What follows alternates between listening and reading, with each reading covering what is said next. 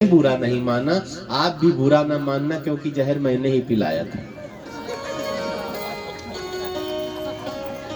मर गए पक गए। भगवान शंकर ने कहा, देखो तुम्हारी माँ क्या कहती है, पार्वती मैया से सब हाथ जोड़कर मैया रक्षा करो। पार्वती मैया रोने लगी। भोले बाबा से कहती है, बाबा बच्चे दुखी नहीं होने चाहिए, आप जहर पी लो, कोई बात नहीं। भगवान ने कलश उठाया है जहर का, विष हाथ में ले लिया, राम बोल करके विष पी लेते हैं। अंदर नहीं जाने दिया, गले में विश्राम कर दिया है विष को। कंठ नीला पड़ गया। बोलिए नीलकंठ भगवान की जय हो। भगवान शंकर आंख बंद करके बड़ी देर तक बैठे रहे। भगवान शंकर को भांग धतूरा ये सब क्यों चढ़ाया जाता पता है? जब से कांवड़ की यात्रा शुरू हुई, नए बच्चे खूब अटेंड कर रहे हैं।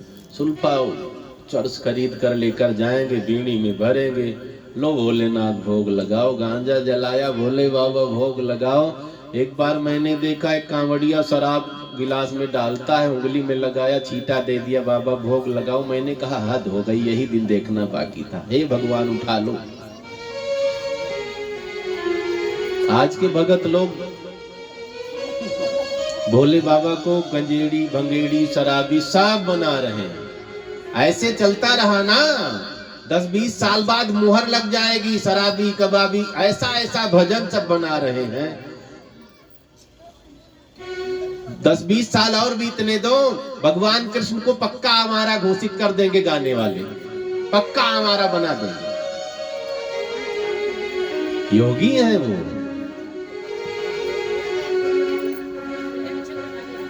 ये गाने बजाने वाले भोले बाबा को पक्का शराबी बना देंगे। इसलिए सबसे निवेदन है, कुछ अच्छी बातें बच्चों को बताते रहो। ये सब फालतू चीजें लोग जोड़ जोड़ करके गा रहे हैं, नहीं वो वही समझेंगे कि ऐसा ही होता है।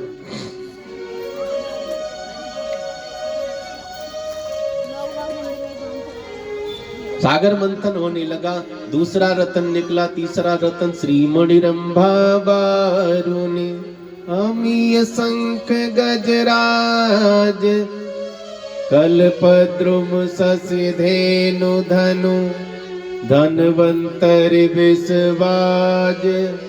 14 रतन निकले। बहुत समास विधि से कथा श्रवण करेंगे। मैया लक्ष्मी का पदार्पण हुआ है, सागर से निकली है। सब चाहने लगे मुझे मिल जाती, मुझे मिल जाती। लाइन लगाए बैठे हैं। लक्ष्मी मैया हाथ में माला लेकर निकलती, कहने लगी लाइन से बैठो, मैं जिसे पसंद करूंगी उससे ब्याह होगा। लक्ष्मी मैया को देखते सब मोहित होने लग जाते। लक्ष्मी सबको चाहिए ना, लेकिन जो लक्ष्मी को चाहता उसे नहीं मिलती है। ऋषि मुनियों को, त्यागियों को सोचो, देखो ब्राह्मणों को देखो, लक्ष्मी को चाहते नहीं, फिर भी चरणों में लक्ष्मी आती है। भगवान विष्णु दूर बैठे थे, लक्ष्मी मैया का ध्यान नहीं, सिर नीचे लटकाए बैठे थे। मैया लक्ष्मी भगवान विष्णु के पास पहुंचती हैं। अब मैया लक्ष्मी ने देखा है ये हमें देख भी नहीं रहे, और क्या देखा, इनके वक्षस्थल पर ब्राह्मण के चरण चिन्ह बने हुए हैं। लक्ष्मी को अगर चाहते हो तो ब्राह्मण का चरण सिर पर रखना है, गुरु का चरण सिर पर रखना है, परम कल्याण होगा। लक्ष्मी मिलेंगी मिलेंगी। लक्ष्मी जी ने भगवान विष्णु का वर्ण किया है। अंत में अमृत निकला है। भगवान ने एक रूप और धारण किया, धन्वंतरी भगवान की जय हो। अमृत का कलश लेकर के भगवान धन्वंतरी प्रकट होते हैं, लेकर के आए, देवताओं को अमृत का कलश दिया है। अब झगड़ा शुरू हो गया, राक्षसों ने छीन लिया देवताओं से, अमृत लेकर भागने लगे। गरुण भी लग गए बीच में, उन्होंने भी छीना, कुछ जगह अमृत गिरा है। राक्षसों के हाथ अमृत लग गया, भागते जा रहे हैं। भगवान के पास फिर सबके सब पहुंच जाते हैं, रोने लगे प्रभु रक्षा करो। विष्णु भगवान ने कहा क्या करूं, राक्षस लेकर भाग गए हैं अमृत। भगवान ने मोहिनी रूप धारण किया। मोहिनी भगवान की जय हो। देवताओं की रक्षा के लिए भगवान मोहिनी बने। मोहिनी भगवान का दर्शन किया है। आज भगवान स्त्री बने हैं, विश्व मोहिनी बने हैं। भक्तों के लिए भगवान आज स्त्री वेश में है, साड़ी पहनते हैं, औरतों का श्रृंगार करते हैं। मैं बहनों से एक बात कहना चाहूंगा, किसी दिन पति ज्यादा प्रसन्न रहे ना, जब लगे कि ज्यादा खुश हैं, उनसे कहो आपको कोट पैंट पहने भी मैंने देख लिया, कुर्ता पैजामा पहने देख लिया है, लुंगी धोती में भी देख लिया, एक दिन ऐसा करो साड़ी पहन कर दिखा दो, काजल लगा के लिपस्टिक लगा करके महावर लगा कर दिखाओ। दिखाएंगे कि मार पड़ेगी बताओ, हंगामा होगा। लेकिन भगवान बड़े दयालु हैं, देवताओं के लिए आज स्त्री रूप धारण किया। मोहिनी भगवान की जय। श्रृंगार भी गजब सा कर लिया है। 16 श्रृंगार बताया गया है ना। अब तो ये पुराना हो गया, आज अगर किसी को लिखना हो तो 16 को 4 से गुणा करो, 64।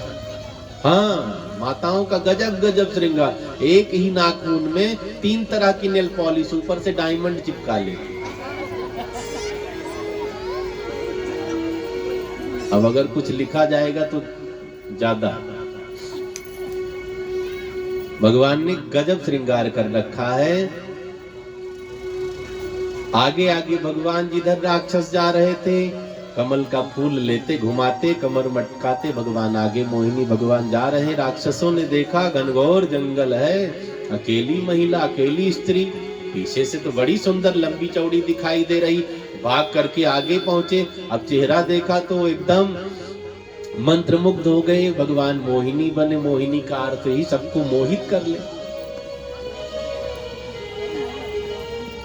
राक्षसों ने कहा हमसे ब्याह कर लो, हमसे ब्याह कर लो, हमसे ब्याह कर लो। भगवान ने कहा रुको, पहले ब्याह कर लूंगी। अच्छा बताओ झगड़ा क्यों कर रहे? एक ने कहा एक कलश अमृत निकला है एक मटकी में, हम लोग बंटवारे के चक्कर में भाग रहे हैं, कोई उधर लेकर जा रहा, कोई उधर। एक काम करो देवी, बंटवारा आप कर दो, ब्याह तो बाद में करेंगे, पहले अमर बन जाए।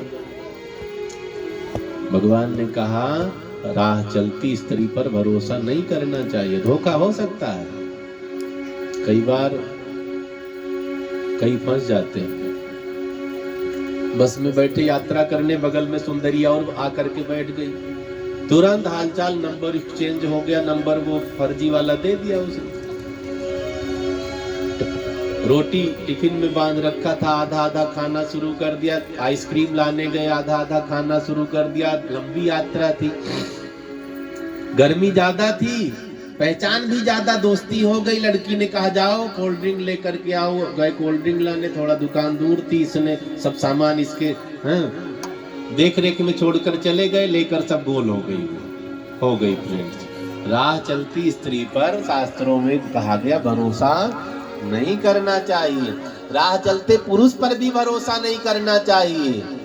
ध्यान रखना इस बात को, किसी पर भरोसा नहीं। खुद पर भरोसा है, खुद पर नहीं तो दूसरे के चक्कर में काहे पड़े हो।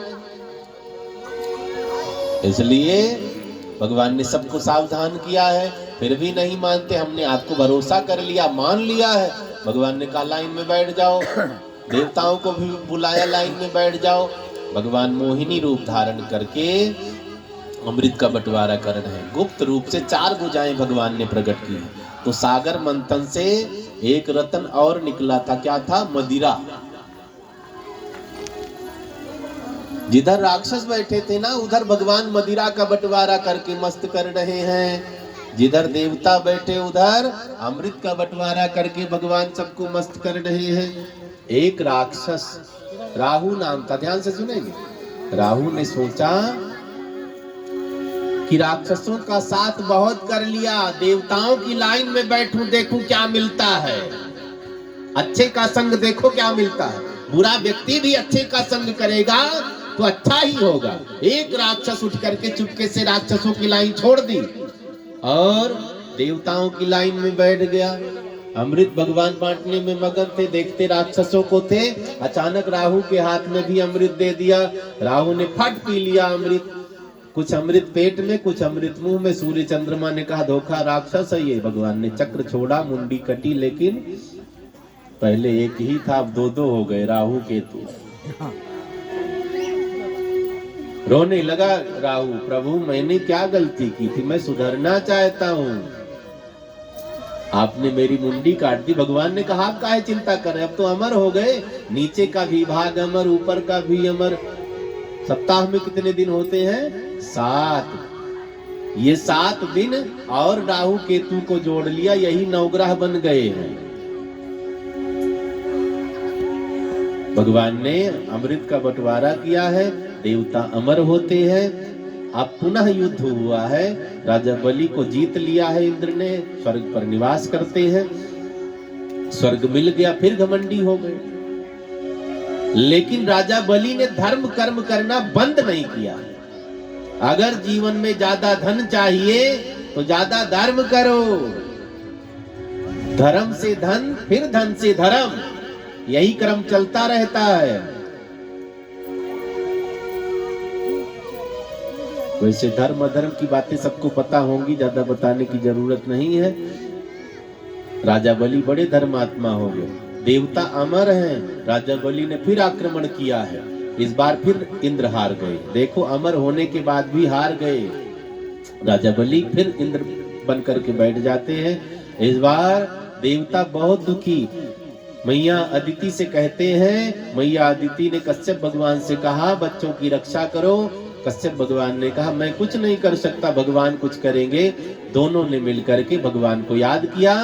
महाराज कश्यप ने बताया है कि पयोव्रत करिए, भगवान कृपा करेंगे। मैया अदिति ने पयोव्रत किया है। फाल्गुन शुक्ल पक्ष प्रतिपदा से द्वादशी तक ये व्रत होता है। अच्छी संतान के लिए ये व्रत किया जाता है। खाली दूध पीकर इतने दिन रहा जाता है। समय आया है, भगवान बालक बन करके भगवान कश्यप के यहाँ पधारते हैं। बोली बामन भगवान की। बामन बन करके भगवान पधारते हैं। हम आपके यहाँ बच्चे पैदा होते हैं अपने अंगुल से, बामन 84 अंगुल के होते। हम आप अपना शरीर नाप ले ऐसे अंगुल से, सब 84 के हैं, भगवान बामन अंगुल के। बोलिए बामन भगवान की जय। हेलो। भगवान बड़े हुए, संस्कार हुआ है, यज्ञोपवीत संस्कार हुआ है। यज्ञोपवीत संस्कार के बाद भिक्षा मांगने की पद्धति बताई सबको, ये सबके लिए नियम होता है। एक ने कहा महाराज जी यज्ञोपवीत सब पहन सकते हैं, चारों वर्ण के लोग क्या जनेऊ पहन सकते हैं? जनेऊ के बारे में पता होगा ना? हाँ।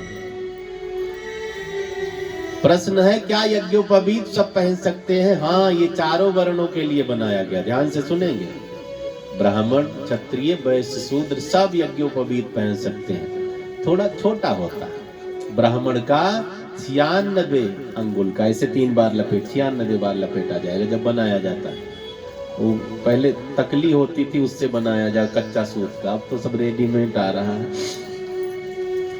ब्राह्मण का 96 चावा अंगुल, क्षत्रिय का 94, वैश्य का 92, शूद्र का 90।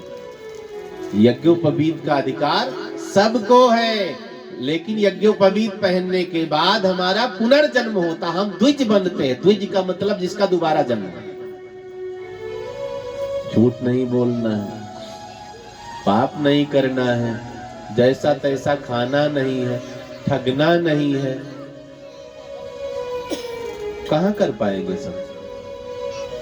3 वर्णों ने कहा खाली ये पंडित लोग जनेऊ लाद कर घूमे, हमें नहीं मतलब, उतार कर रख दिया। सारा नियम खाली ब्राह्मण करें बस। ऊपर से सब गाली भी दे, लूटने वाला है, ठगने वाला है। हा?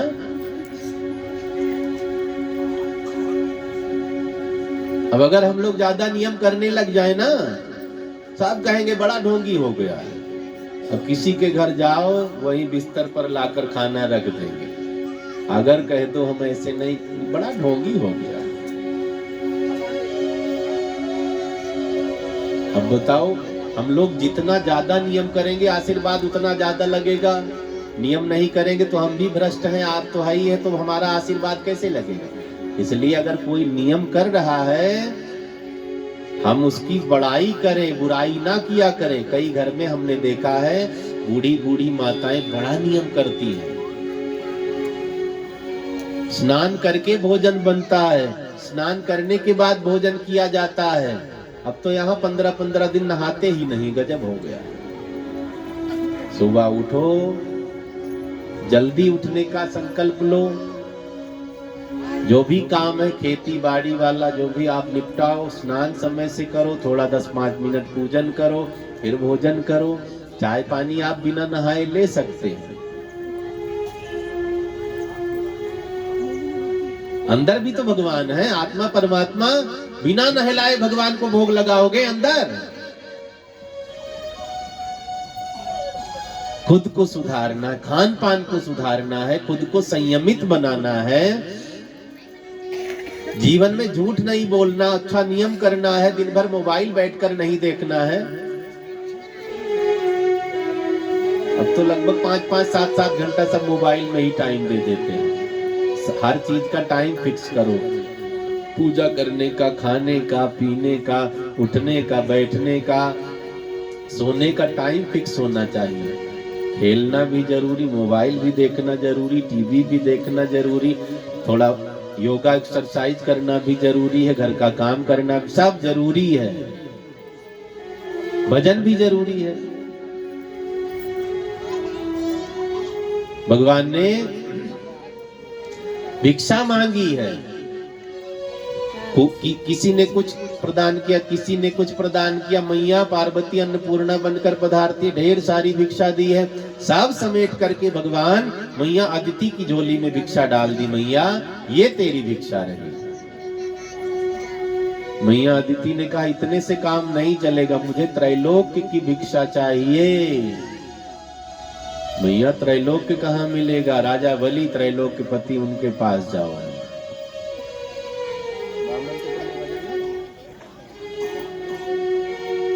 भगवान वामन राजा बलि के दरबार में पधारते हैं। छोटे छोटे चरण हैं, छोटी सी खड़ाऊ धारण किए हैं, कोपीन छतरी लिए, बगल में आसनी दबाए, माला लिए जपते हुए जा रहे हैं। बड़े सुंदर हैं वामन भगवान।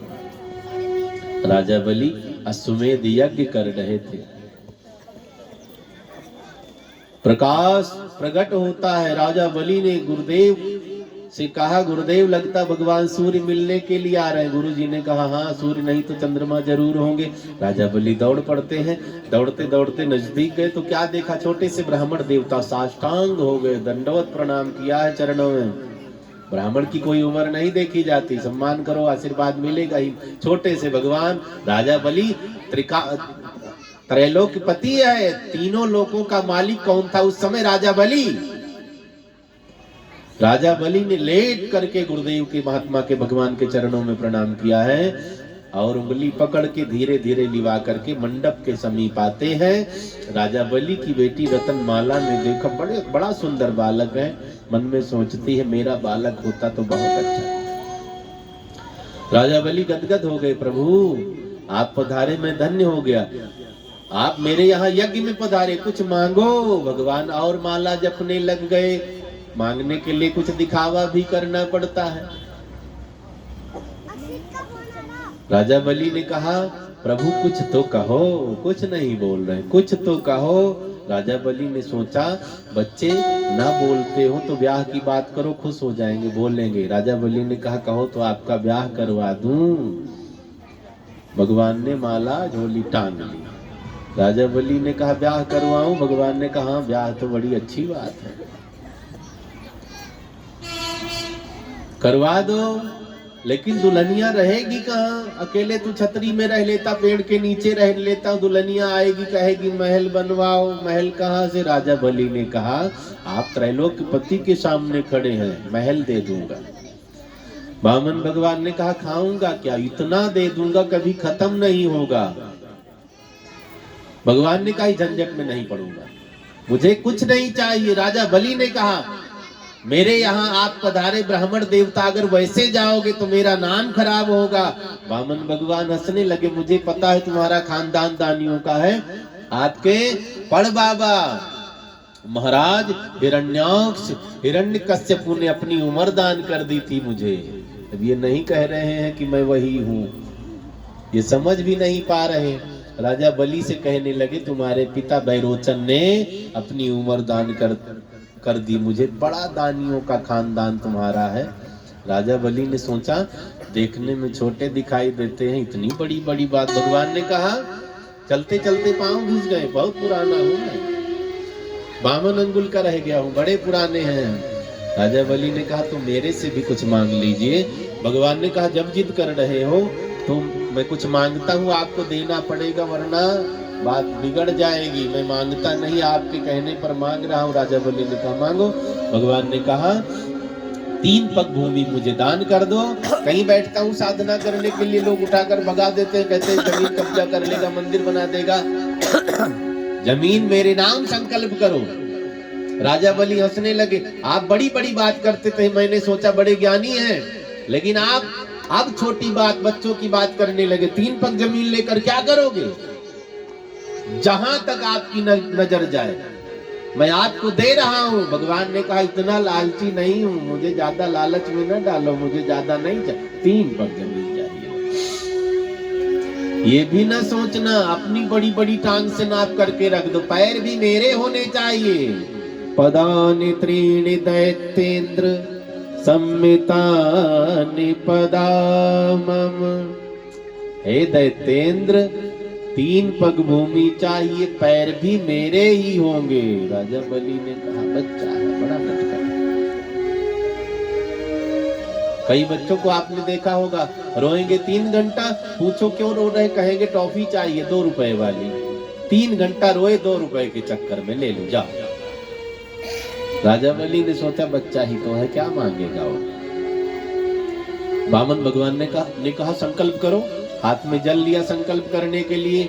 शुक्राचार्य ने कहा संकल्प पर इतना दबाव दे रहा, इसका मतलब कोई ज्ञानी है, बालक ना समझो। आंख बंद किया शुक्राचार्य ने, सामने क्या देखा है, चक्रधारी खड़े हैं।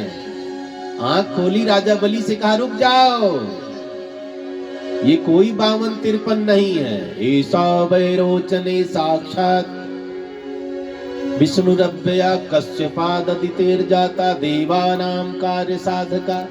ये देवताओं का काम बनाने के लिए, तुझे ठगने के लिए, लूटने के लिए आया। 52-53 नहीं, विष्णु है, मना कर दो, कुछ नहीं दूंगा। राजा बलि दौड़कर गुरुदेव के चरणों में गिर गए। आज गुरु की भूमिका आपने अदा की है। गुरु का क्या काम है? भगवान की पहचान करा दे। मैं नहीं पहचान पाया था, मैं सोच रहा था छोटा बालक है, लेकिन आपने पहचान करा दी। गुरु गोविंद दो खड़े काके लागो पाए, बलिहारी गुरु आपकी गोविंद दियो बताए। आप धन्य हैं, आपने भगवान की पहचान कराई। अब गुरु की भूमिका कहां तक है, भगवान से मिला दे बस। बलि ने कहा आपका काम खत्म, अब मैं इनको दूं या ना दूं मेरी मर्जी है। शुक्राचार्य जी ने कहा गुरु का वचन नहीं मानेगा। राजा बलि ने कहा आपने कहा ये भगवान है। हाँ भगवान है, अगर भगवान मांगने आए हैं, लेने आए हैं, मन बना लिया तो मैं मना कर पाऊंगा? भगवान हमें सुखी करना चाहे कोई दुखी कर पाएगा? भगवान हमें जीवन दान दे रहे, कोई मार पाएगा? भगवान मारना चाहे कोई बचा पाएगा? होई है सोई जो राम रचि राखा, को करि तरक बढ़ावे साखा। तेरे द्वार खड़ा भगवान, भगत भर दे रे झोली, भगत भर दे रे झोली। तेरे द्वार खड़ा रे भगवान, भगत भर दे रे झोली।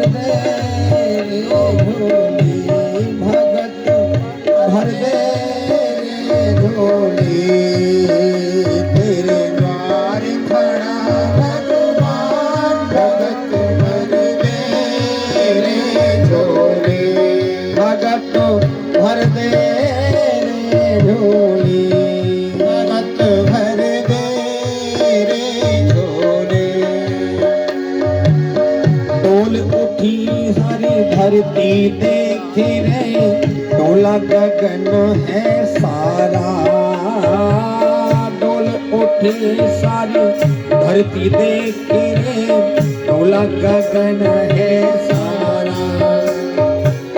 भीख मांगने आया तेरे घर, जगत का पालन हारा रे, ओ जगत का पालन हारा। आज मैं तेरा मेहमान कर ले, मुझसे जरा पहचान भगत भर दे रे झोले।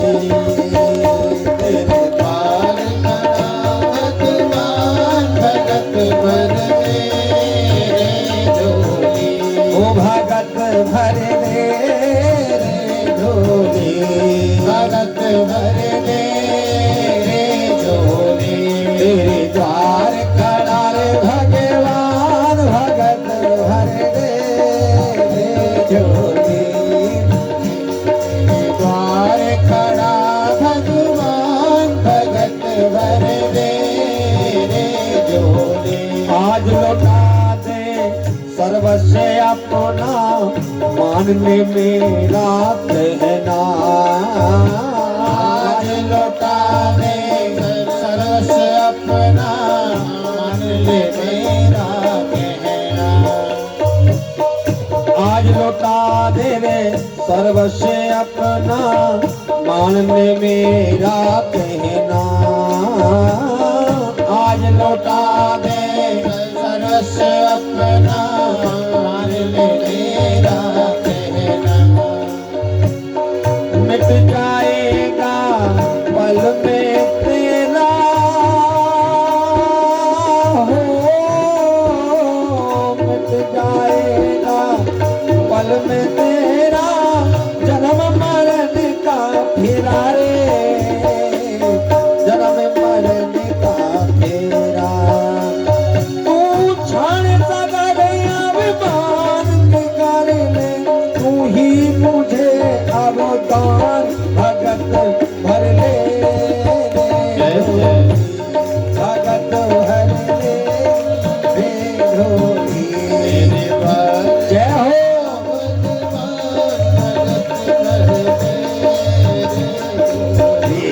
भगत भर ले रे झोली। तेरे द्वार खड़ा भगवान भगत भर ले रे झोली, भगत भर ले रे झोली, भगत भर ले रे झोली।